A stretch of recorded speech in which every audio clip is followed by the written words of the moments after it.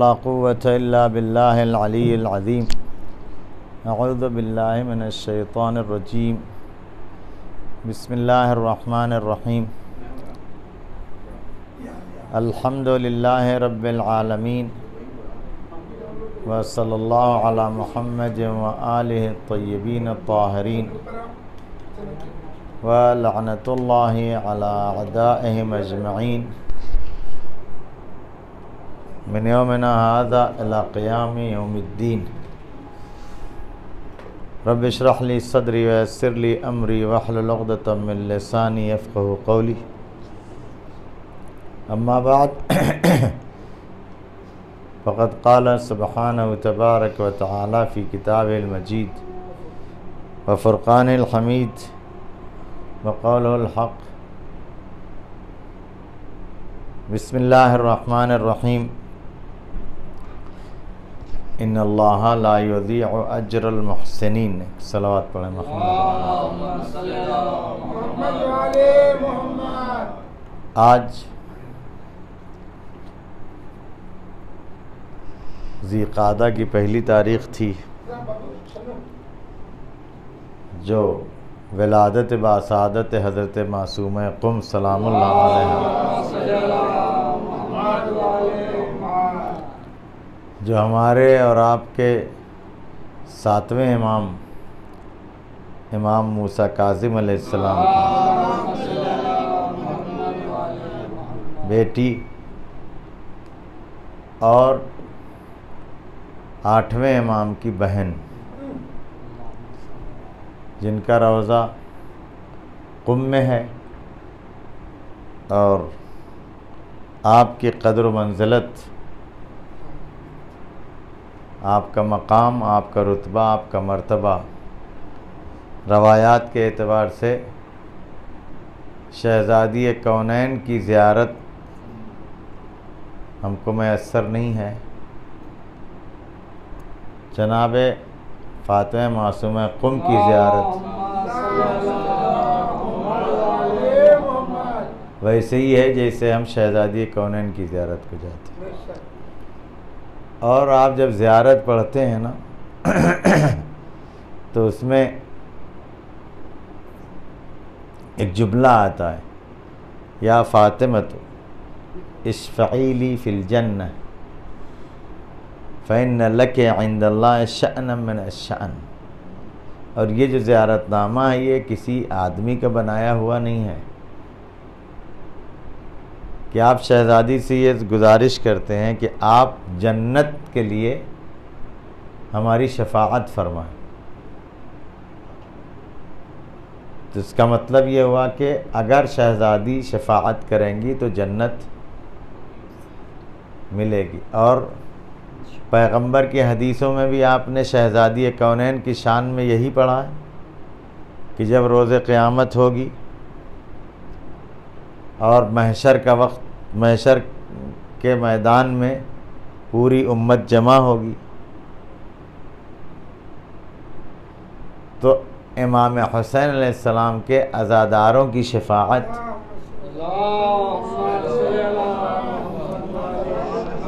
شہزادی کونین کریں گی. آپ جس کو چاہیے، اللہ اور رسول کے اجازت سے محشر میں شہزادی کو یہ حق ہوگا کہ جس کو چاہیں اٹھا کے جنت میں پہنچا دیں. اور یہی رتبہ آپ اس زیارت میں پڑھ رہے ہیں، یا فاطمۃ اشفعی لی فی الجنہ. شہزادی کو مخاطب کر کے حضرت معصومہ قم کو آپ زیارت میں پڑھتے ہیں کہ آپ جنت کے لیے ہماری شفاعت فرمائیں، کیونکہ آپ کی ایک منزلت ہے.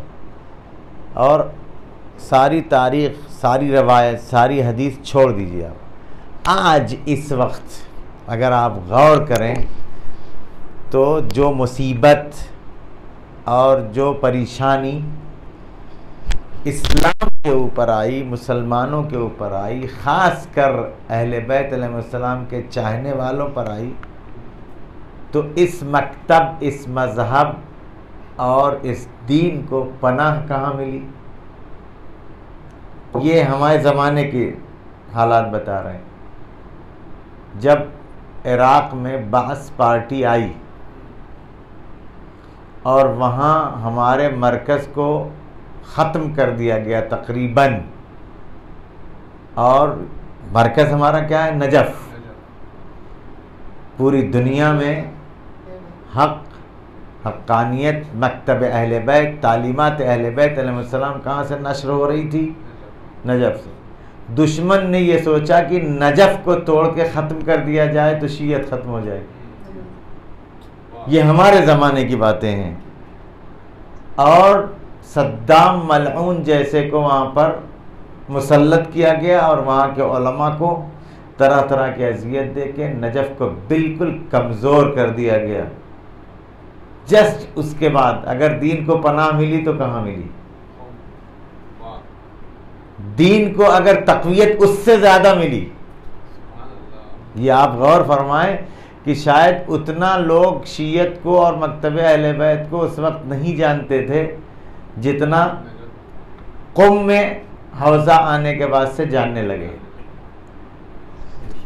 تو اس سے یہ بھی عقیدہ ہونا چاہیے کہ دنیا کے امتحانات اپنی جگہ، لیکن اللہ کے انتظامات اپنی جگہ. دنیا نے یہ سوچا کہ ہم نجف کو خراب کر کے شیعت کو اور مکتب اہل بیت علیہ السلام کو، یعنی حقیقی اسلام کو ختم کر دیں گے. اللہ نے کہا اس سے بہتر انتظام کرو. اس سے زیادہ جو ہے وہ ترویج ہوئی شیعت کی، تشیع کی، مکتب اسلام کی، مسلمانوں کی قوت قم سے جتنی ملی شاید تاریخ میں اتنی تقویت نہیں ملی تھی.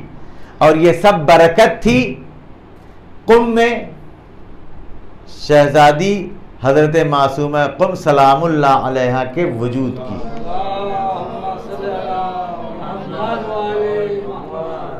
یہ پرانی تاریخ دہرانے کی ضرورت نہیں ہے. شہزادی حضرت معصومہ قم کے بارے میں جاننے کے لیے، ان کے قدر و منزلت کو پہچاننے کے لیے اس زمانے کے حالات دیکھ لیں، بس وہی کافی ہے کہ کس طرح سے آپ کے روضے کی برکت سے دین اسلام باقی رہا.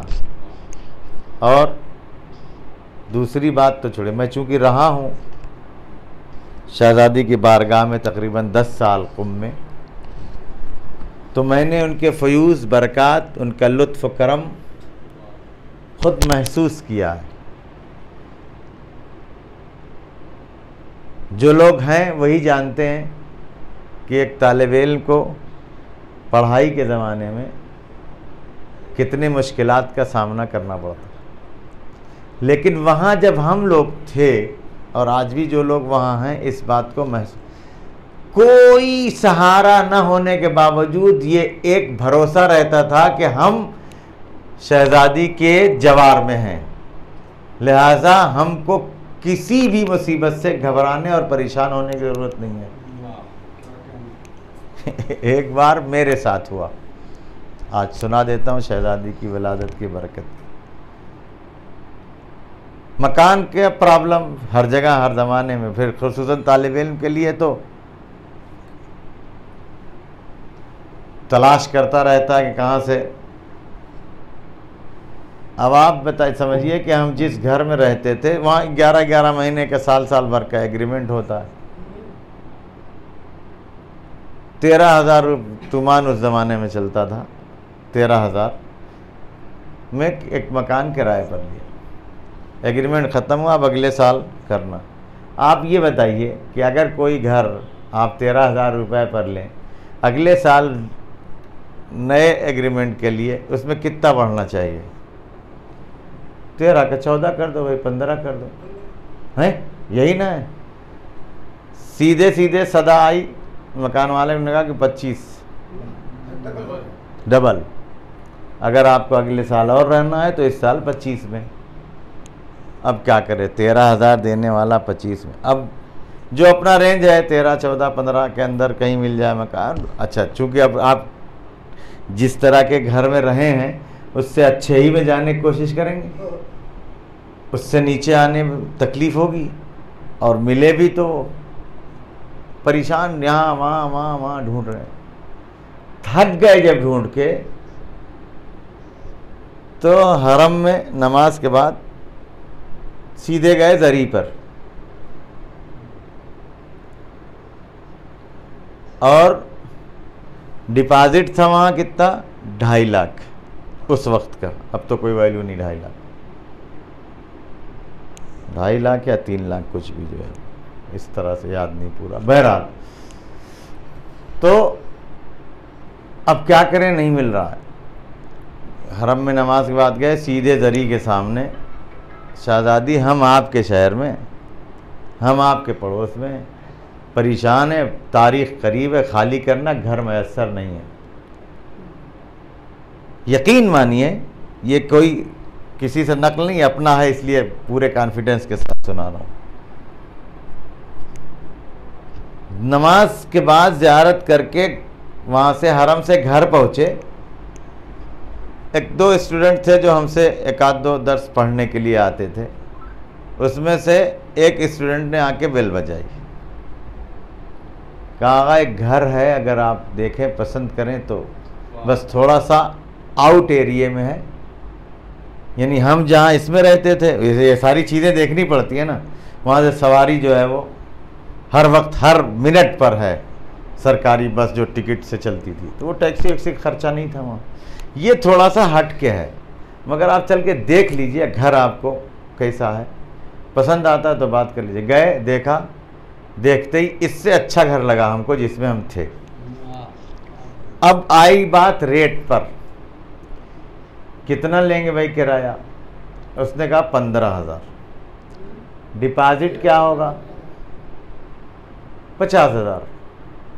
ہم نے کہا فوراً ابھی ایگریمنٹ بنا دو۔ ایک پرابلم ہے کس چیز کا؟ ٹرانسپورٹ کا۔ میں نے ان کے یہاں سے 2.5 لاکھ لیا، ان کو 50,000 ڈپازٹ دیا، 2 لاکھ کی جا کے ایک موٹر سائیکل خریدا، ٹرانسپورٹ کا مسئلہ بھی حل ہو گیا ایک دعا میں، اسی دن۔ یہ میرے ساتھ اپنا، کسی سے کوئی روایت نہیں، کسی کو بیان کرنے کی پوچھنے کی ضرورت نہیں، یہ اپنا میرے ساتھ ہوا ہے، اور یہی برکت، یہی وجہ ہے کہ اتنے پرآشوب حالات ہونے کے باوجود بھی آج بھی شہزادی کے جوار میں شمع علم روشن ہے، اور ساری دنیا اس علم سے استفادہ کر رہی ہے۔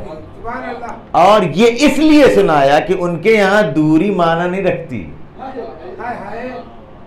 یہ مت سوچ کے مایوس ہو جائیے کہ اب ہم قم جائیں تو جو ہے وہ شہزادی سے کچھ مانگیں اور کچھ ان کی بارگاہ میں، اگر ہم، آپ تو تھے وہاں، نہیں، آپ صدق دل سے شہزادی کا واسطہ دیجئے، یہیں سے آپ کی مراد شہزادی کے واسطے سے پوری ہوگی۔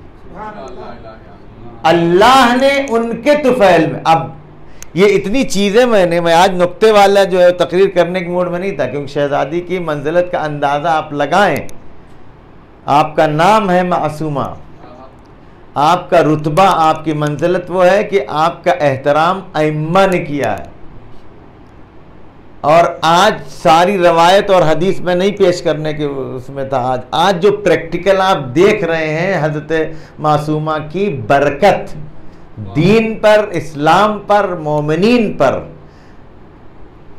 اس سے اندازہ لگا سکتے ہیں کہ آپ کی قدر و منزلت کیا ہے۔ اور قم آج جو آباد ہے، جو مرکز بنا ہوا ہے شیعیت کا، ایسا نہیں کہ آپ کے خلاف سازش نہیں ہوتی، اور آپ کے وجود بابرکت، آپ کے روضے کے نور سے اسلام پوری دنیا میں روشن ہے۔ اور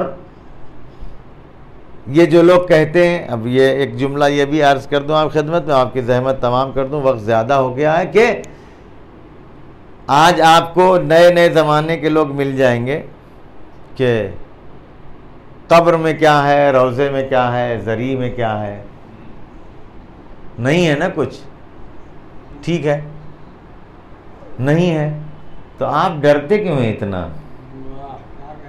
آپ کا ان روضوں سے، ان ذریعوں سے اتنا گھبرانا خود اس بات کی دلیل ہے کہ اس میں کچھ ہے جس کی وجہ سے آپ ڈر رہے ہیں۔ اگر کچھ نہیں ہے تو آپ کو پریشانی کیا ہے؟ آپ کی پریشانی بتا رہی ہے کہ آپ اس سے گھبرا رہے ہیں، اور اسی وجہ سے جنت البقیع کو مسمار کر کے رکھا ہے۔ انشاءاللہ آج شہزادی حضرت معصومہ قم سلام اللہ علیہا کے ولادت باسعادت کے موقع پر ہم تمام ائمہ معصومین علیہ السلام کا واسطہ دے کر کے، شہداء کربلا، ائمہ معصومین، صلحاء، صادقین، سب کا واسطہ بارگاہ الہی میں دے کر کے یہ دعا کریں گے کہ پالنے والے تجھے واسطہ ہے، چاردہ معصومین شہداء کربلا حضرت معصومہ سلام اللہ علیہم کے شہزادی کونین کے روضے کی تعمیر کے اسباب فراہم فرما۔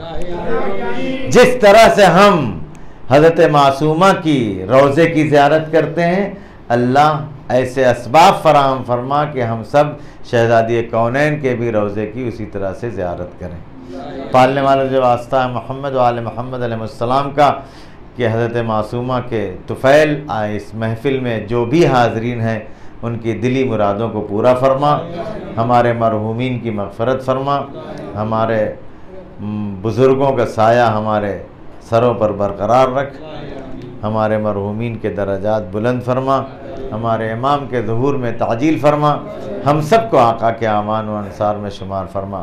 آپ حضرات سے گزارش ہے، ایک مرتبہ سورہ الحمد اور 3 مرتبہ سورہ اخلاص کی تلاوت فرما کر مرحوم ملا محی الدین بیگ اور جملہ مرحوم مومنات کی ارواح کو ایصال فرما دیں۔